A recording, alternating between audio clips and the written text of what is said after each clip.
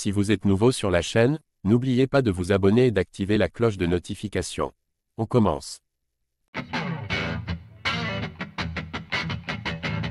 Alors qu'il va bientôt remonter dans l'octogone, Cédric Doumbé s'est retrouvé au cœur d'une vilaine controverse ces dernières heures. L'ancien champion du Glory a répondu aux accusations et comme toujours, il n'a pas fait dans la dentelle. Après un fiasco comme celui qu'il a vécu lors du PFL Paris 2 contre Baki, rien de mieux qu'un nouveau combat pour laver son honneur.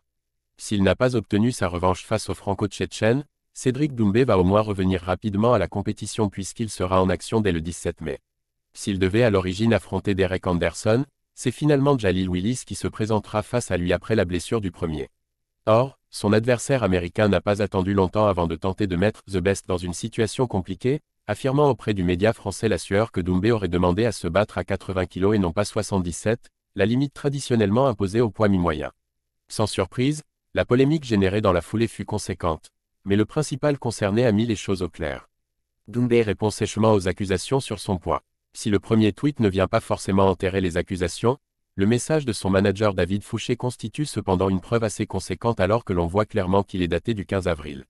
Autrement dit, il n'avait jamais été question de respecter la barre des 77 kg réglementaires chez les welterweight et la polémique n'avait tout simplement pas lieu d'être. Ses fans ont donc dégainé. Son grand ennemi Fernand Lopez étant proche du site La Sueur. Cédric Doumbé le dit clairement, son combat devait toujours se dérouler avec un poids limite fixé à 80 kg. Autrement dit, sa préparation se passe sans la moindre difficulté et il devrait être prêt au moment d'affronter Jalil Willis dans 2 semaines.